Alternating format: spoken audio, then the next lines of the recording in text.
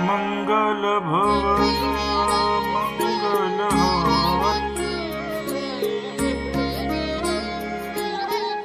द्रवहु सुदशरथ अजर बिहारी। राम सिया राम जय जय राम। भक्तजनों, प्रभु श्री राम की कृपा सभी लोगों पर बनी रहे। आज मानस कथा के अंतर्गत अयोध्या कांड में जिस प्रसंग का वर्णन कर रहा हूँ वह गुरु वशिष्ठ जो प्रभु श्री राम को बता रहे हैं, समझा रहे हैं, उसी का वर्णन जो है वो इस प्रसंग में किया गया है। कहो तात के ही भांति को अकरी बराई तासु, राम लखन तुम शत्रुघ्न सरिस सुवन सुचि जासु। हे तात कहो, उनकी बड़ाई कौन किस प्रकार करेगा? इनके श्री राम लक्ष्मण तुम और शत्रुघ्न सरिस के पवित्र पुत्र हैं। सब प्रकार भूपति बरभागी, बादे विषादु करियत ही लागी। यह सुनि समुझ सोचू परिहरहु, सिर धरि राज रजाय सुकरहु। राजा सब प्रकार से बरभागी थे, उनके लिए विषाद करना व्यर्थ है। यह सुन और समझकर सोच त्याग दो और राजा की आज्ञा से चढ़ाकर तदनुसार करो। राय राजपद तुम कहो दिन्हा, अपिता बचन गुर चाहिए किन्हा। तज रामू जेहि बचन ही लागी, तनु परिहरे राम बिरहागी। राजा ने राजपद तुमको दिया है, पिता का वचन तुम्हें सत्य करना चाहिए। जिन्होंने वचन के लिए श्री रामचंद्र जी को त्याग दिया और रामवीरा की अग्नि में अपने शरीर की आहुति दे दी। नृप ही बचन प्रिय नहीं प्रिय प्राणा, अकरहु तात पितु बचन प्रवाना। करहु शीस धरि भूप रजाई, हई तुम का सब भांति भलाई। राजा को वचन प्रिय थे, प्राण प्रिय नहीं थे, इसलिए पिता के वचनों की को प्रमाण सत्य करो, राजा की आज्ञा से चढ़ाकर पालन करो, इसमें तुम्हारी सब तरह से भलाई है। परशुराम पितु आज्ञा राखी, मारी मातु लोक सब साखी। तनय जजाति ही तो बनु दयो, पितु आज्ञा अज सुन भयउ। परशुराम जी ने पिता की आज्ञा रखी और माता को मार डाला। सब लोग इस बात के साक्षी हैं। राजा ययाति के पुत्र ने पिता को अपनी जवानी दे दी। पिता की आज्ञा का पालन करने से उन्हें पाप और अपयश नहीं हुआ। अनुचित उचित विचारु तजी, जे पालहि पितु बैन। ते भाजन सुख सुजस के, अब सही अमर पति। जो अनुचित और उचित का विचार छोड़कर पिता के वचनों का पालन करते हैं, वे यहाँ सुख और सुयस के पात्र होकर अंत में इंद्रपुरी स्वर्ग में निवास करते हैं। अवश्य नरेश बचन फुर करहु, पालहु प्रजा शोक परिहरहु। सुरपुर नृपु पाई परितोषु, अतुम कहु सुपितु सुजसु नहीं दोषु। राजा का वचन अवश्य सत्य करो, शोक त्याग के प्रजा का पालन करो। ऐसा करने से स्वर्ग में राजा संतोष पावेंगे और तुमको पुण्य और सुंदर यश मिलेगा, दोष नहीं लगेगा। वेद विदित संगमत सबही का, जेहि पितु देहि सो पावई टीका।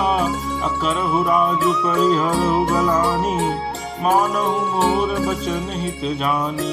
यह वेद में प्रसिद्ध है और स्मृति पुराण आदि सभी शास्त्रों के द्वारा सम्मत है कि पिता जिसको दे वही राजतिलक पाता है। इसलिए तुम राज्य करो, ग्लानि का त्याग कर दो, मेरे वचन को हित समझकर मानो। सुनि सुख लहब राम बय देहि, अनुचित कहब न पंडित केहि। कौसल्यादि सकल महतारी, अत्यु प्रजा सुख होई सुखारी। इस बात को सुनकर श्री रामचंद्र जी और जानकी जी सुख पावेंगे और कोई पंडित इसे अनुचित नहीं कहेगा। कौसल्या जी आदि तुम्हारी सब माताएं भी प्रजा के सुख से सुखी होंगी। परम तुम्हारे राम कर जानी, सो सब विधि तुम संग भल मानी। सौंपे हो राजु राम के आए, सेवा करे हो स्नेह सुहाए। तो तुम्हारे और श्री रामचंद्र जी के श्रेष्ठ संबंध को जान लेगा और सभी प्रकार से तुमसे भला मानेगा। श्री रामचंद्र जी के लौट आने पर आज उन्हें सौंप देना और सुंदर स्नेह से उनकी सेवा करना। यसु अवसि अभय अवसि, कहीं सचिव कर जोरी। रघुपति आए उचित जस, तस तब करब बहोरी। मंत्री हाथ जोड़कर कह रहे हैं, गुरु जी की आज्ञा का अवश्य पालन कीजिए। श्री रघुनाथ जी के लौट आने पर जैसा उचित हो तब फिर वैसा ही कीजिएगा। देखिए, दरअसल में भरत जो है वो भरत जैसा भ्राता इस सृष्टि में न कभी था, न कभी है, न कभी होगा। तो भरत जो है वो राजगद्दी लेने के लिए तैयार नहीं है और उनको किस तरीके से मनाया जाए उसी कोशिश में गुरु वशिष्ठ जो है वो लगे हुए हैं। और वो उसी प्रसंग के अंतर्गत तमाम बातें कहते हैं कि किस तरीके से परशुराम ने अपने पिता की आज्ञा मानी थी, किस तरीके से राजा ययाति ने अपने जैसे पुत्र ने अपने पिता के लिए जो काम किया था, तो फिर आप जो है वो अपने पिता की आज्ञा का अवहेलना कैसे कीजिएगा। कौसल्या धरि धीरज कहई, पूत पथ्य गुर आयसु अहई, सो आदरीय करिय हित मानी, अतजिय विषादु काल गति जानी। कौशल्या जी भी धीरज धरकर कह रही हैं, हे पुत्र, गुरु जी की आपकी आज्ञा पथ्य रूप है, उसका आदर करना चाहिए और हित मान कर उसका पालन करना चाहिए। काल की गति को जानकर विषाद का त्याग कर देना चाहिए।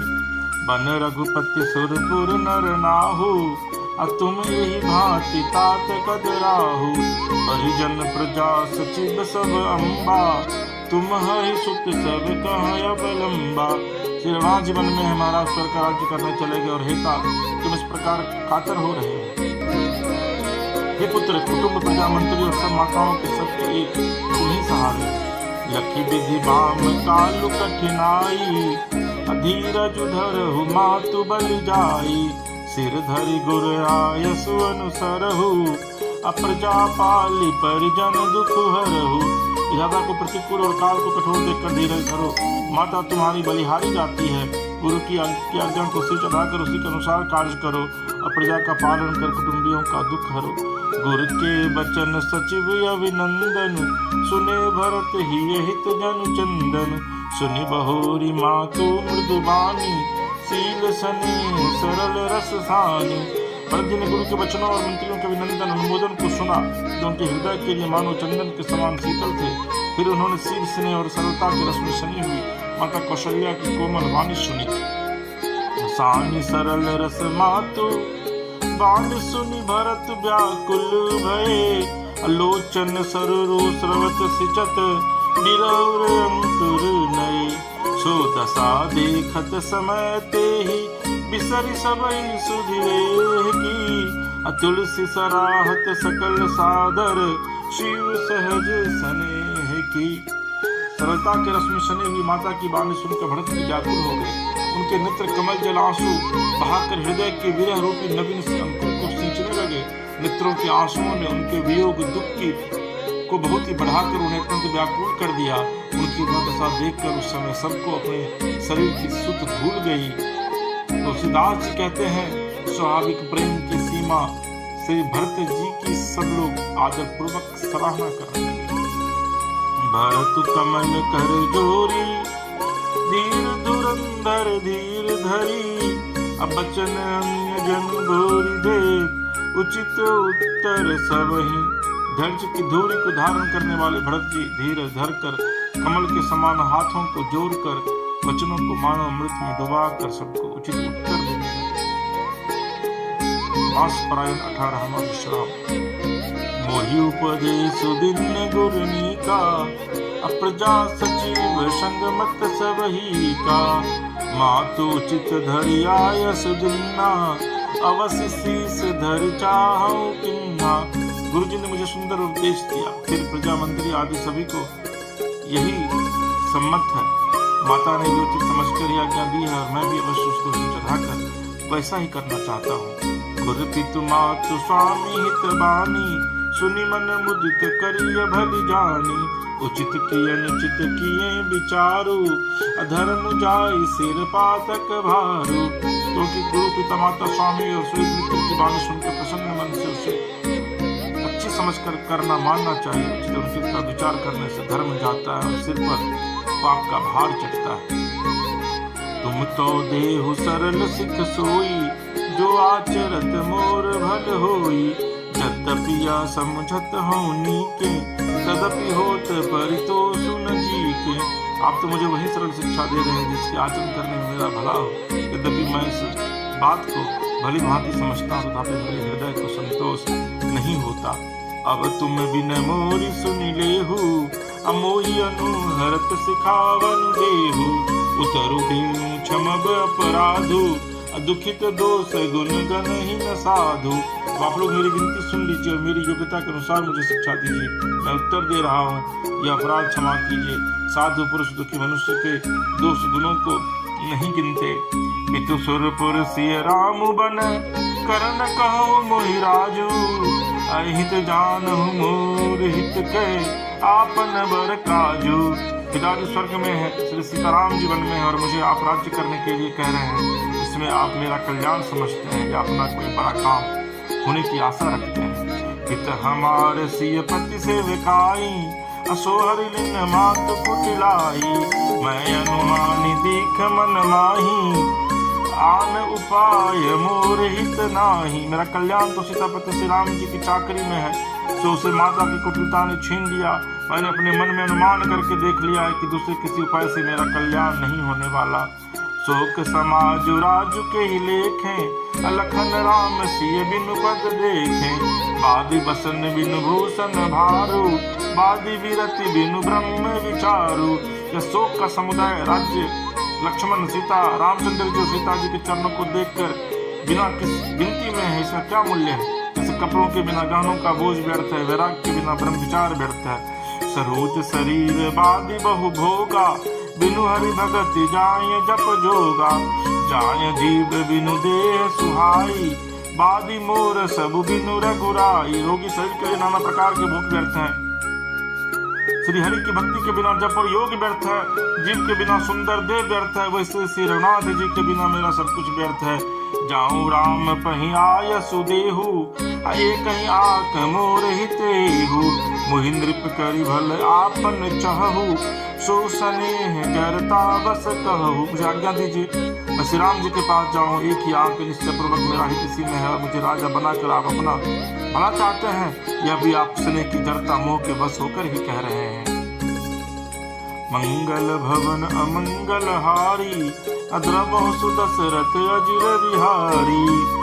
भक्तजनों, ये दरअसल में गुरु वशिष्ठ जो है वो भरत को समझा रहे हैं किस तरीके से आप इस गद्दी को किस तरीके से संभालिए, क्योंकि ये गद्दी आपको मिली है लेकिन भरत समझने के लिए तैयार नहीं है।